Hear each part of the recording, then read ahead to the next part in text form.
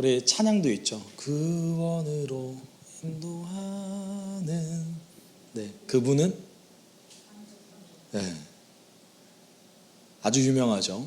여러분, 구원으로 인도하는 그 길이 좁고 그 문이 좁다. 그래서 거기로 들어갈 자가 적을 것이다 라는 말 너무 유명하죠. 그러면 그 문에 들어가는 사람과 들어가지 못하는 사람, 그 길을 걸어가는 사람과 걸어가지 못하는 사람은 어떤 차이점이 있는 겁니까? 예수를 아는 것과 모르는 것의 차이점일까요? 아니면 믿음이 있는 것과 없는 것의 차이점일까요? 여러분, 적어도 오늘 본문에서는요, 그 문에 들어가는 자와 들어가지 못하는 사람 예수를 다 압니까? 모릅니까? 다 알아요. 그리고 그 문에 들어가면 좋다는 것도 다 알아요.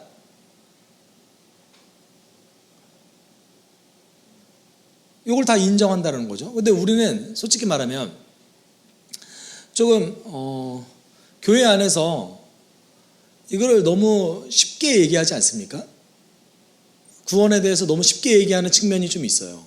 그래서 예수를 알면 또는 예수를 믿으면 하늘나라에 갈 수 있다. 물론 우리가 지난주에 하나님 나라에 대해서 나눴지만 하늘나라 그 천국을 소망하는 그 믿음이 아니라 우리는 어떤 믿음을 살아가는 겁니까? 그것도 소망하지만 하나님 나라를 살아가고, 그렇죠? 이 순간에 구원을 이뤄가는 그 기쁨을 누리는 자들이 그리스도인들이죠. 그렇게 생각하면 이 좁은 문으로 들어가는 사람은 어떤 사람들인 겁니까? 네. 예수를 안다 모른다의 기준은 아닌 것 같아요. 적어도 오늘 본문에 의하면. 그리고 그것이 좋다 나쁘다라는 것도 다 인정하고 있어요. 네. 그럼에도 불구하고 왜 이렇게 극단적인 차이점이 있는 걸까요? 우린 여기 좀 오늘 주목해 볼 필요성이 있습니다. 어떤 차이점이 이런 극단적인 결과를 만들어내는 것인가? 네. 솔직히 말하면 성경은 예수 모르는 사람들에게 관심이 없어요. 그러니까 관심이 있어요. 관심이 있는데 그들에게 교훈하고자 하지 않습니다. 이해하셨죠? 그러니까 복음은 언제나 복음을 모르는 자들에게 관심이 있어요. 예수님 언제나 그거에 관심이 있으시지만 그 교훈의 대상자는 누굽니까? 예수를 아는 자들이에요. 복음을 모르는 자가 전합니까? 말이 안 되잖아요. 그렇죠? 그러니까 복음을 전하라는 권면 누가 들어야 되는 겁니까? 복음을 아는 자들, 그 기쁨을 누리는 자들인 거죠. 예수를 아는 자들만 성경의 권면을 누릴 자격이 있고 특권이 있습니다. 그 말은 이 권면의 대상은 반드시 예수를 아는 자들인 거죠. 그래서 예수를 모르는 자들에 대해서 사실 거론하지를 잘 않아요. 보통은 예수를 아는 자들을 거론하죠. 그동안 우리가 생각했던 그 생각에 전환이 좀 필요한 거예요. 구원에 대한 인식. 어떻게 보면 오늘 본문은 참 믿음이란 무엇인가 라고도 생각할 수 있습니다. 여러분, 이게 이제 종교개혁을 따르는 개신교의 가장 기본 원리인데, 구원은 믿음으로 받나요? 은혜로 받나요? 은혜로 받죠. 은혜로 받아요. 믿음은 그 은혜의 반응인 거예요. 은혜로 받습니다, 우리는. 근데 우리가 너무 흔하게 쓰죠. 당신 믿음이 있습니까? 없습니까? 무슨 얘기인 겁니까, 도대체? 또 이런 얘기도 우리는 흔하게 쓰죠. 구원의 확신. 솔직히 생각해보면 이런 거죠. 내가 구원을 받았다라는 것을 스스로 확신하는 게 구원의 확신입니까? 이게 어떻게 확신이 될 수 있죠? 여러분, 우리가 정말 그리스도인의 영적 형성의 원리에 대해서 조금은 이해할 필요성이 있어요. 예수님은 오늘 그거를 얘기하신 거예요. 네. 그 원리가 무엇인가? 가장 결정적인 차이점이 무엇인가? 우리 함께 나누면서 한번 우리 스스로의 삶을 그리고 점검해 봤으면 좋겠습니다. 하나님 나라의 특징을 비유로 말씀하신 예수님은 이제 다시 예루살렘을 향해서 올라가기 시작하십니다. 그래서 예수께서 여러 성읍과 마을을 들르셔서 가르치시면서 예루살렘으로 여행하셨다라고 얘기하고 있습니다. 이 문장을 조금 간추려 보면 그가 그의 길을 갔다가 됩니다. 그가 그의 길을 갔다. 예수께서 그의 길을 갔습니다. 그런데 갈릴리에서 예루살렘까지 올라가는 그 길은 사실 그렇게 긴 길이 아니에요. 며칠이면 올라갈 수 있습니다. 걸어서 며칠이면 갈 수 있어요. 그런데 이 예루살렘으로 올라가는 여정이 정말 길게 쓰여져 있어요. 예수께서 바로 직선거리로 올라가신 것이 아니라 가는 도중에 모든 마을을 곳곳이 들려서, 그렇죠? 작은 마을부터 큰 마을까지 들려서 이제 예루살렘으로 가시고 계시는 것이죠. 그리고 여기 함께 따라가는 많은 사람들은 예수께서 예루살렘으로 가는 어떤 특별한 목적이 있을 것이라고 예측했을 겁니다. 예측했을 거예요. 어떤 큰 목적이 있을 것이다. 그래서 올라가는 길에 점점 더 예수의 명성이 올라가고 있고 사람들의 기대감이 점점 커지고 있습니다. 그리고 사람들이 이렇게 생각했겠죠. 예수께서 예루살렘에 들어가시면 뭔가 일이 벌어질 거다. 여러분, 예루살렘에 예수께서 들어가실 때 어떤 일이 벌어졌죠? 종려나무 가지를 흔들면서, 그 야자수거든요. 야자수의 그 나뭇가지를 흔들면서 사람들이 뭐라고 외쳤죠? 호산나 다윗의 자손이요. 우리말로 하면 다윗의 자손이요 우리를 구원하소서. 사람들이 줄 서서 종려나무를 그 바닥에 깔고 외쳤어요. 뭔가 일어날 거라고 이제 생각한 거죠. 하필 또 그때가 언제입니까? 입성하셨을 때가 6월절 전날이었어요. 가장 유대인의 큰 행사, 그 큰 명절 전날에 입성하셨던 거죠. 사람들의 기대감은 점점 더 고조되고 있습니다. 그런데 오늘 본문 뭐라고 얘기하고 있죠? 그가 그의 길을 가고 있다. 어떤 길입니까? 가장 낮아지는 길을 향해서 가고 있는 것이죠. 사람들의 기대감은 점점 더 고조되어 있고 어떤 특별한 일이 있을 것이라고 아주 열망하면서 제자들이 따라갔을 겁니다. 가는 곳곳마다 예수의 명성은 올라가고 있고 사람들의 기대감은 점점 커져가고 있습니다.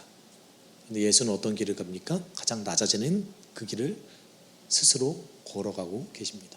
오늘 본문은 처음부터 그것을 표현하고 있습니다. 그가 그의 길을 가고 있다.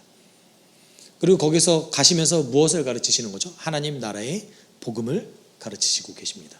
오늘 본문도 사실상 하나님 나라의 복음의 하나인 거죠. 하나님 나라에 들어갈지 안 들어갈지, 과연 어떤 사람이 자격이 있는지에 대해서 나누고 있기 때문입니다. 그렇게 하나님 나라를 가르치면서 가고 있는 예수님께 어떤 한 사람이 질문을 던집니다. 그런데 어떤 사람이 예수께 물었다. 주님, 구원받을 사람이 적습니까? 예수께서 그들에게 대답하셨다. 여러분, 이 질문 어떤 것 같으세요? 좀 특이한 것 같으세요? 갑자기 왜 이 질문을 던졌을까요? 이 질문은 매우 특이한 질문입니다. 그러니까 유대인 입장에서는 잘 나올 수 없는 질문이에요. 왜냐하면 유대인들은 자신의 민족 모두가 다 구원받을 거라고 생각했거든요. 왜냐하면 우리는 아브라함의 자손이니까.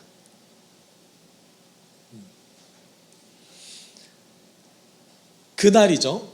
여호와께서 메시아께서 임하는 그날이 오면 유대인들은 전부 다 구원받을 거라고 생각했어요. 왜 그렇게 생각했을까요? 약속의 말씀이 있거든요. 그냥 그렇게 괜히 생각하는 건 아니에요. 약속의 말씀이 있었습니다. 그래서 가장 결정적인 영향을 미쳤던 말씀이 이사야 25장 6절에서 9절까지 말씀이에요.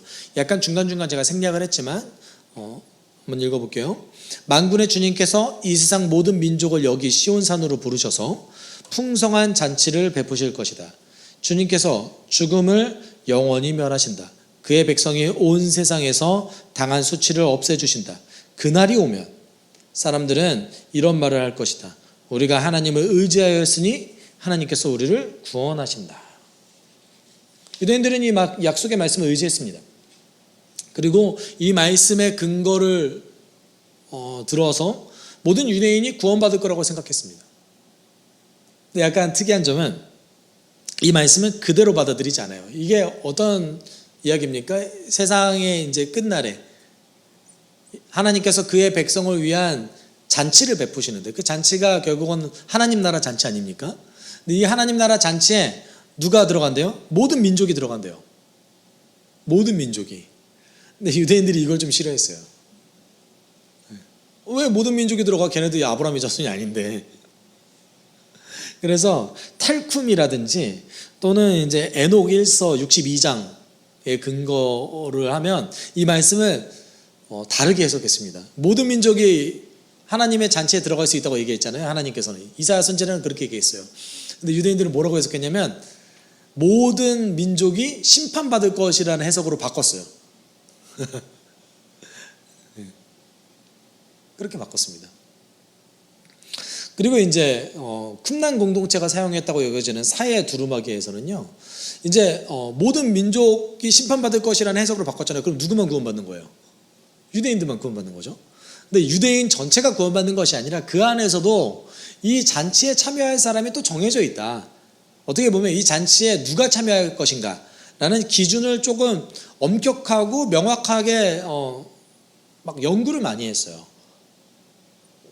특히 이제 쿰란 공동체 같은 경우는 종말에 관심이 많기 때문에 이게 결국은 심판을 견뎌내고 남은 자들을 얘기하는 거 아닙니까? 그래서 누가 남은 자들인가? 누가 구루터기인가? 이거에 대한 굉장한 관심이 많았습니다. 어떤 사람이 못 들어갔을까요? 몸의 부활을 부인하는 자. 그리고 여러분 어떤 사람도 못 들어갈 것 같아요? 이단 못 들어갈 것 같죠? 그렇죠? 이단 서적을 탐독하는 자, 마술사, 그리고 율법이 하늘로부터 왔음을 부인하는 자, 그리고 거룩한 이름을 헛되이 일컫는 자, 굉장히 특이하게 에피크로스 학파 사람들이 들어가요. 네. 에피크로스 학파 사람들이 쾌락주의자들이었거든요. 그래서 이 사람들도 들어갑니다. 이 사람들은 유대인이라 할지라도 못 들어간다는 것이죠.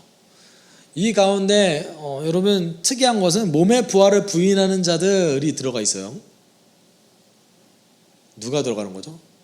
사독계열 하파들이 들어갑니다. 사두개파라고 얘기하는. 여기에 여러분 엄청 많아요. 제사장, 그 다음에 유대인 지도자들, 대제사장.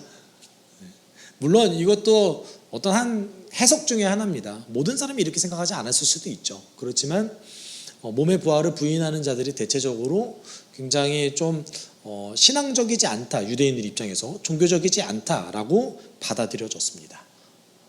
이런 사람들을 제외하고는 모든 유대인이 다 하나님 나라에 들어갈 수 있다고 생각했어요.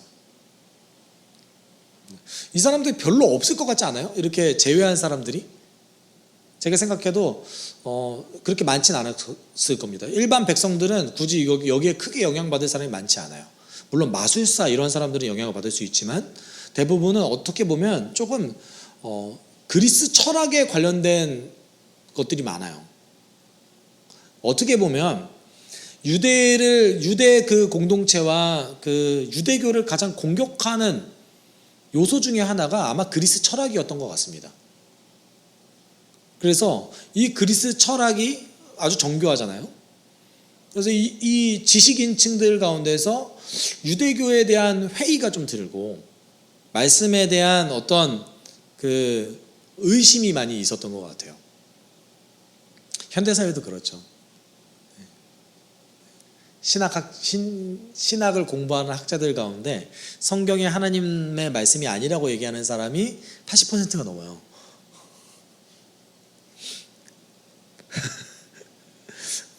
네.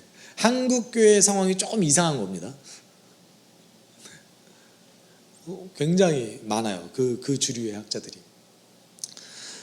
네, 그런 생각을 가지고 있는 사람이 많았던 거죠. 그래서 그 사람들을 제외하고 일반 백성들, 대다수의 백성들은 구원받는다고 생각했습니다. 그런데 이 사람이 이런 질문을 던진 거죠.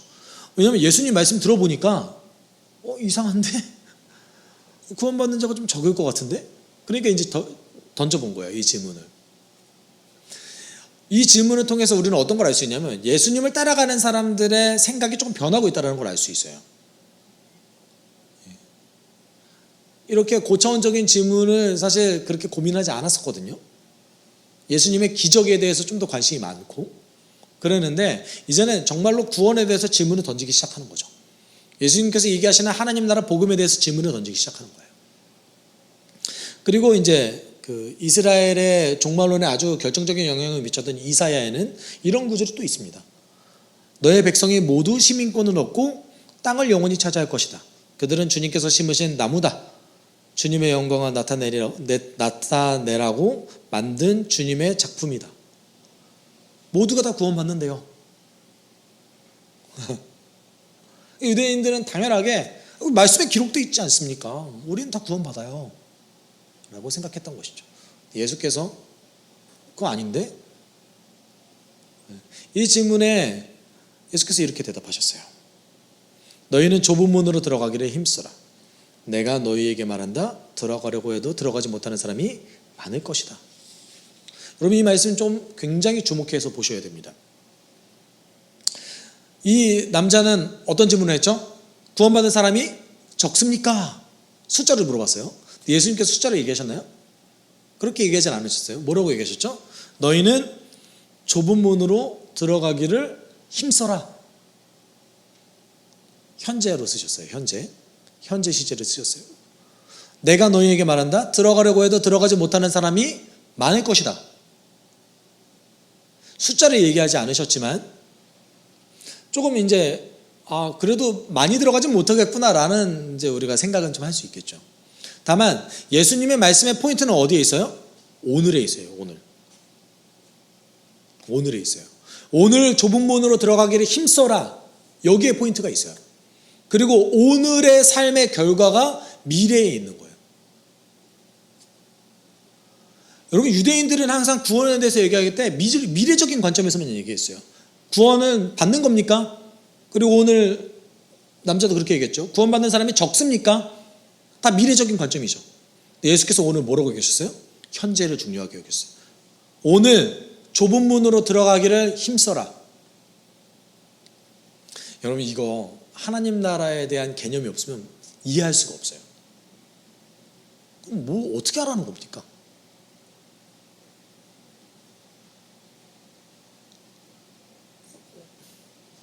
구원을 어떻게 받으라는 얘기인 겁니까? 그럼 내가 어떻게 좁은 문으로 들어가기 힘쓰는 거죠? 또 여기 특이한 게 또 뭐 있습니까? 들어가려고 해도 들어가지 못하는 사람이 많을 것이다.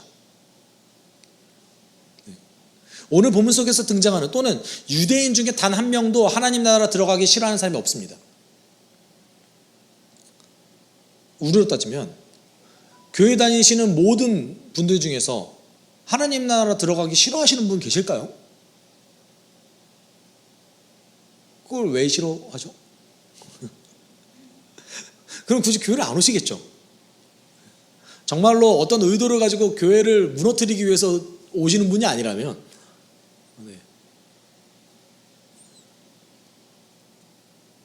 심지어 이단들도 왜곡된 신앙이지만 이거 싫어하지 않을걸요.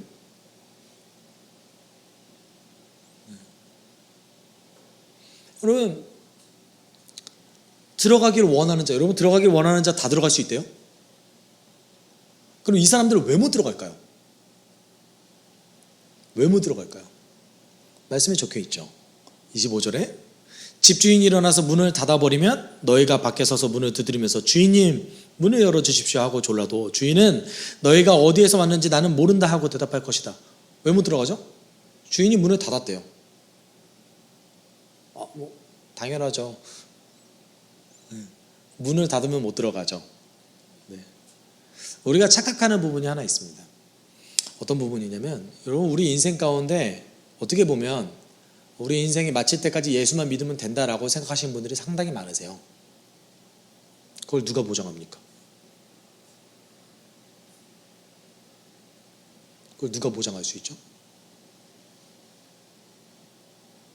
심지어 오늘 본문 속에서 등장하는 사람들은 예수의 말씀을 듣는 사람들은 어떻게 보면 우리식으로 따져보면 다 교회 안에 있는 사람들이에요. 우리식으로 따지면 다 예수를 알고 예수의 가르침을 들었고 예수와 함께 먹고 마셨어요. 그런데 주인이 문을 닫았다고 얘기하고 있습니다. 근데 여기서 얘기하는 그 주인이 하나님인지 예수님인지 아직은 아무도 몰라요. 하나님일 수도 있고 예수님일 수도 있죠. 뒤에 구절에 보면 이제 조금 더 명확하게 드러날 것 같습니다.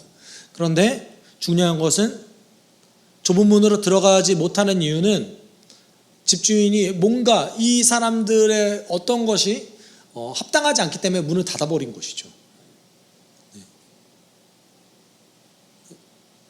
구원에 관련된 문제는 여러분 우리는 인도자의 역할을 할 수 있지만 결론적으로는 누구의 문제입니까? 당사자와 하나님과의 문제인 거죠. 당사자와 성령님 간의 문제인 거죠. 그렇죠? 네. 그런데 누군가에는 평생 예수를 온전히 선택할 수 있고 예수님을 주인으로 모실 수 있는 기회가 평생 한 번만 있을 수도 있는 거예요. 어떻게 그의 평생에 끝까지 그 기회가 있을 거라고 보장할 수 있겠습니까? 심지어 오늘 본문은 우리로 따지면 교회 안에 있는 사람들을 향한 내용이에요. 어떻게 보면 교회 안에도 이렇게 좁은 문으로 들어가지 못하는 사람이 많을 수도 있다는 것을 전제하고 있는 거기도 합니다. 그러면 이 주인은 어떤 부분이 마음에 안 들었을까요? 이 사람들이 이제 이렇게 항변하죠. 26절, 27절 이렇게 얘기하고 있습니다. 그때 너희가 말하기를 우리는 주인님 앞에서 먹고 마셨으며 주인님은 우리를 길거리에서 가르치셨습니다 할 터이나 주인이 너희에게 말하기를 나는 너희가 어디에서 왔는지 모른다. 불의를 일삼는 자들아 모두 내게서 물러가거라 할 것이다. 여기 특징이 있어요. 우리는 주인님 앞에서 먹고 마셨고 또 뭐라고 얘기해요? 주인님은 우리를 길거리에서 가르치셨습니다. 여기서 얘기하는 주인님이 누구죠? 예수님이에요. 네. 우리식으로 좀 고민해 보죠. 교회에 다니는 모든 사람들이 교회에 나옵니다. 예수의 이름으로 성도의 교제를 나누고 예수의 이름을 듣고 복음을 인정하고 복음을 받아들입니다. 그리고 말씀을 들어요. 말씀을 듣고 인정하기까지도 합니다. 예수님은 어떤 부분을 지적하신 거죠? 그런데 불의를 행하고 있어요.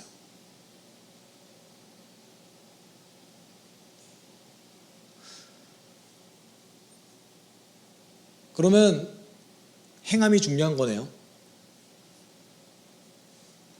열심히 행해야 우리는 구원받을 수 있는 겁니까?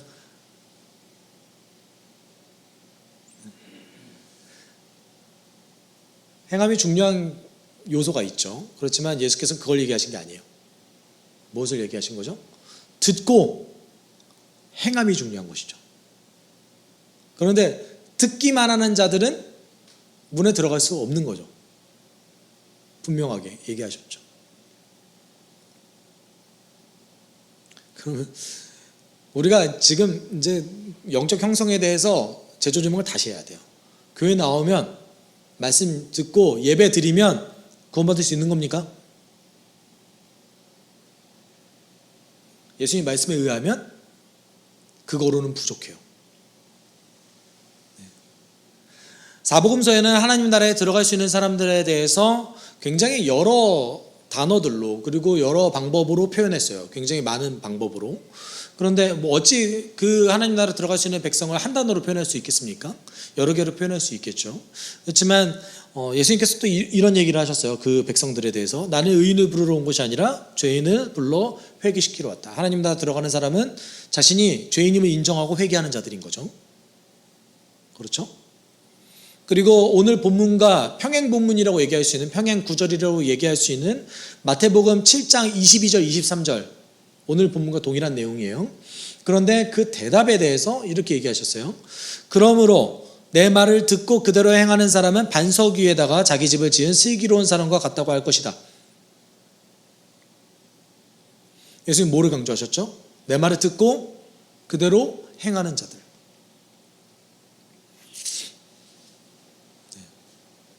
그 사람들이 하나님 나라 좁은 문을 들어가고 좁은 길을 갈 수 있는 자들이다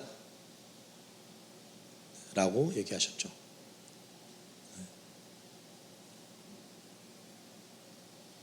저는 여러분에게 찔림을 드리기 위해서 이 말씀을 하는 게 절대 아닙니다. 여러분, 영적 형성의 가장 중요한 요소 중에 하나가 이건 거예요. 예수를 인정하고 예수의 말씀을 듣고 그대로 행하는 것. 그 자들이 좁은 문을 들어가는 자들인 거죠. 예수님 분명하게 오늘 말씀하셨어요. 어렵다 그거. 어렵다. 그러니까 좁은 문이고 좁은 길이죠. 그렇죠? 어렵다고 얘기했습니다. 그리고 이렇게 안 하는 자들, 듣고 행하지 않는 자들, 그리고 좁은 문에 들어가려고 애쓰지만 그 자격이 되지 않는 자들, 그 자들을 향한 경고의 말씀을 28절에 하십니다. 아브라함과 이삭과 야곱과 모든 예언자는 하나님 나라 안에 있는데 너희는 바깥으로 쫓겨난 것을 내가 보게 될 때에, 너희가 보게 될 때에 거기서 슬피 울면서 이를 갈 것이다. 슬피 울면서 이를 간다는 건 억울하다는 얘기인 거죠. 또는 엄청나게 후회하고 있다는 거예요. 뭘 후회하는 겁니까? 유대인의 예를 들었을 때 여러분 앞에 나오는 아브라함과 이삭과 야곱 그리고 그들이 알고 있는 모든 예언자들 너무나 익숙한 이름 아닙니까? 그런데 자신들에게 익숙한 그분들이 다 하나님 나라에 있는데 자격이 못 들어가는 거예요. 그러면 어떤 후회를 하는 거죠? 나에게 주어졌던 기회가 도대체 얼마나 큰 기회였는가? 그것을 놓쳤던 것을 굉장히 후회하고 있는 거죠. 어떻게 보면 이것은 교회 안에서 말씀을 듣고 있으나 행하려고 노력하지 않는 자들을 향한 경고이기도 한 겁니다. 너희가 지금 받고 있는 기회가 얼마나 중요하고 소중한 기회인지 모르는구나. 이렇게 말씀하시기도 한 겁니다. 그러면서 하나님께서 인도하시는 그것이, 그리고 하나님의 인도하심이 얼마나 예측하기 힘들고 놀라운 일인지에 대해서 29절 30절에서 얘기하시죠. 사람들이 동과 서에서 또 남과 북에서 와서 하나님 나라 잔치 자리에 앉을 것이다. 보아라, 꼴찌가 첫째가 될 사람이 있고 첫째가 꼴찌가 될 사람이 있다. 우리식으로 좀 생각해 볼까요? 여러분, 아마도 우리 공동체 가운데 조금 이제 시간이 지나면 어떻게 저 사람이 이렇게까지 변했지? 라고 생각될 분이 계실 겁니다. 그렇죠? 그리고 여러분 인생 가운데 그런 분들을 경험하셨나요? 전 제가 그래요, 제가. 전 제가 그렇습니다. 하나님 어떻게 내 인생을 이렇게 변화시키셨지? 놀랍죠. 얼마나 놀랐습니까?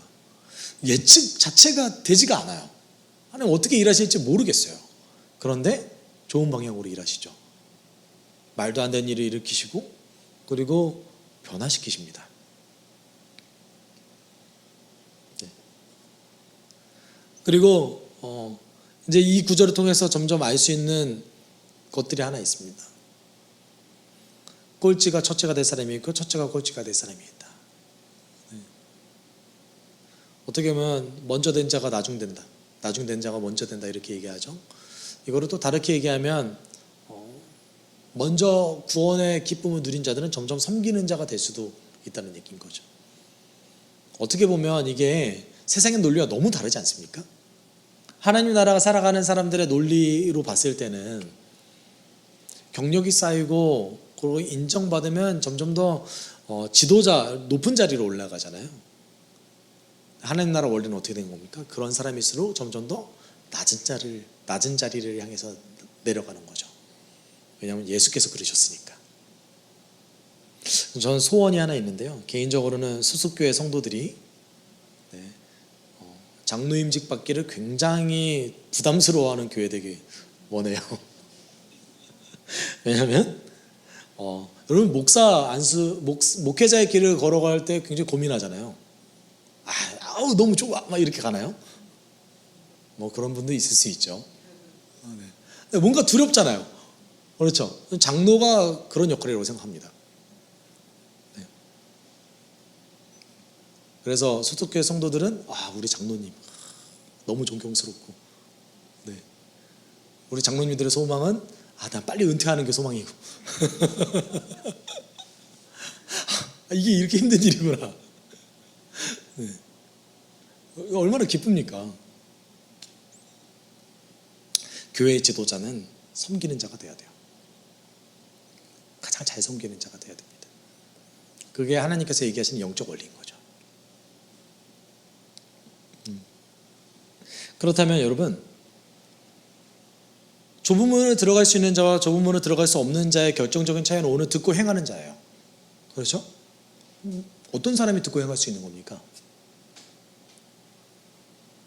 우리가 그냥 예수께서 얘기하셨던 그 계명을 지키려고 노력만 하면 되는 겁니까? 이게 되세요? 잘 되세요? 어떠세요? 잘 되세요? 여러분, 우리가 예수를 주인으로 모시기 위해서는요, 내 안에 있는 죄의 본질을 극복해야 됩니다. 요거를 내려놓고 내가 죄의 본질이 뭔지를 알고, 그리고 내 안에 예수를 주인으로 모시는 자가 예수의 말씀을 듣고 따를 수 있어요. 이게 결정적인 차이인 거예요. 여러분, 교회 안에서 어떤 사람은 말씀을 듣고 행하고 있고 어떤 사람은 말씀을 듣고 행하지 않고 있어요. 그렇죠? 여러분, 그리스도인은 반드시 성장합니다. 그런데 그러면 결국은 행하지 않는 자는 그리스도인이 아니라고 볼 수도 있는 거죠. 물론 그거 하나님께서만 아시죠. 근데 그 결정적인 차이가 무엇입니까? 인생의 주인이 예수냐 예수가 아니냐에 따라 달라 있어요. 여러분, 죄의 본질은 무엇입니까? 그 웨스트민스터 소리문답에서는 이렇게 얘기하겠죠. 죄란 하나님이 하지 말라는 것을 하고 하나님께서 하라는 것을 하지 않는 것입니다 라고 얘기합니다. 저는 이런 요소가 있지만 이게 죄의 본질이라고 생각하지는 않습니다. 그건 죄의 열매죠. 죄의 본질은요, 내가 주인 되는 거예요. 이 땅을 만드시고 우리의 인생이 모두 다 하나님 건데 내 인생의 주인이 내가 되는 거예요. 그런데 내 인생이 내가 주인이 된다고 여러분 착각하는 게 죄의 본질입니다. 착각이에요, 착각. 나는 내가 내 주인이라고 생각하는데 결국은 누군가를 따라가고 있어요. 세상을 따라가고 있고 나를 조종하는 영을 따라가고 있고 그리고 또는 무언가에 종속되는 삶을 결국 인간은 살아갈 수밖에 없습니다. 죄의 본질은 여기에 있습니다. 그래서 에베소서 2장 2절에서 3절 이렇게 얘기하고 있어요. 그때는 언제입니까? 예수를 믿기 전을 얘기하고 있죠. 여러분은 허물과 죄 가운데서 이 세상의 풍조를 따라 살고 공중의 권세 잡은 통치자 곧 지금 불순종의 자식들 가운데서 작용하는 영을 따라 살았습니다. 우리도 모두 전에는 그들 가운데서 육신의 정욕대로 살고 육신과 마음이 원하는 대로 행했으며 나머지 사람들과 마찬가지로 날 때부터 진노의 자식들이었습니다. 어느 순간부터 죄를 약간 도덕적으로 생각하시더라고요. 도덕적으로 생각하면 우리보다 도덕적으로 사는 사람이 있어요. 그렇죠? 그럼 그런 사람은 죄가 없는 겁니까? 오히려 그런 사람들이 본인 인생을 훨씬 더 주체적으로 사는 사람들이에요. 죄의 본질은 나 중심성에 있어요. 그런데 좁은 문으로 들어가라는 것은 이 죄의 본질을 극복해서 예수가 내 삶의 주인이 되는 삶을 살아가는 겁니다. 갈라디아서에 나오는 성령의 열매는요, 그 예수가 주인 되는 삶의 증거인 거예요. 이것도 좀 재밌는데, 여러분 그 갈라디아서에 나오는 성령의 열매가 단수로 나옵니다. 성령의 열매 단수예요. 그리고 9가지가 나오죠. 그럼 여러분 성령의 열매가 9가지인 겁니까? 1가지인 겁니까? 우리 이렇게 얘기하죠. 내가 열매 가운데 사랑은 있는데 내가 온유는 좀 없는 것 같아. 이런 얘기 하세요, 안 하세요? 헬라어를 보면 성령의 열매는 단수예요. 그리고 9가지 형태의 모습들이 나오는 거죠. 예수를 주인으로 삼는 삶을 살아가는 사람은 이 성령의 열매 사실 다 가지고 있는 거예요. 성령의 열매가 있는 거고요. 그리고 이것이 시시때때로 그런 형태로 발현되는 겁니다.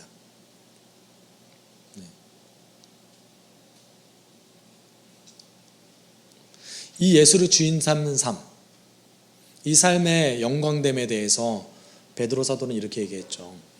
여러분은 그리스도를 본 일이 없으면서도 사랑하며 지금 그를 보지 못하면서도 믿으며 말로 다 표현할 수 없는 즐거움과 영광을 누리면서 기뻐하고 있습니다. 여러분은 믿음의 목표, 곧 여러분의 영혼의 구원을 받고 있는 것입니다. 이미 받고 있는 중이래요. 뭐를요? 구원을요. 이미 얻은 것도 아니고 앞으로 얻을 것도 아니고 뭐래요? 받고 있는 중이래요. 사도 베드로는 어려움 중에, 지금 고난 중에 있는 성도들에게 이렇게 얘기하고 있어요. 예수를 주인 삼고 그 영광된 삶을 살아가는 여러분은 지금 구원을 받고 있습니다. 그리고 그 삶은요, 즐거움과 영광이 가득합니다. 여러분, 말씀 읽는 거 특권 아닙니까? 의무세요?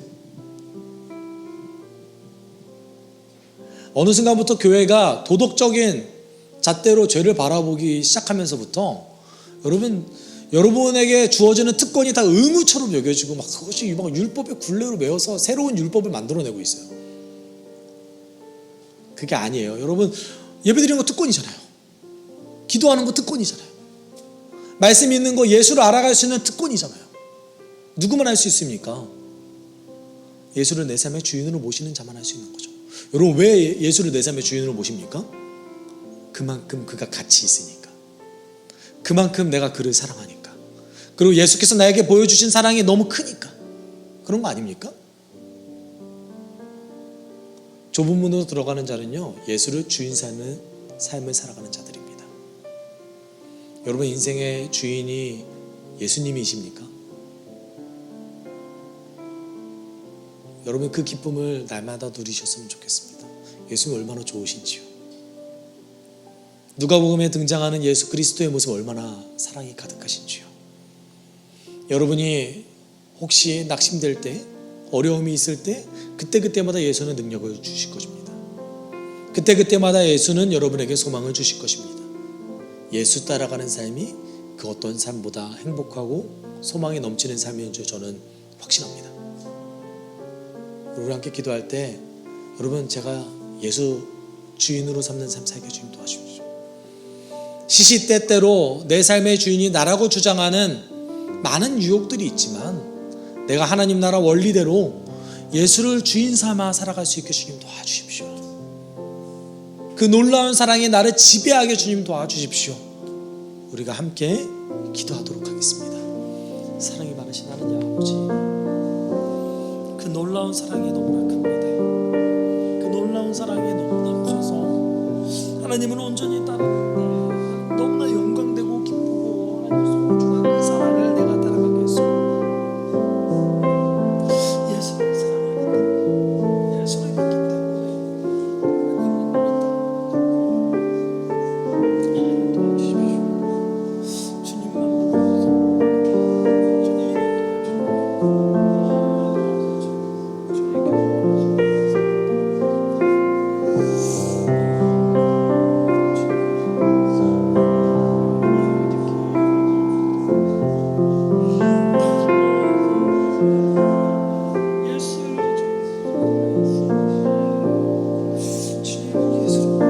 주님이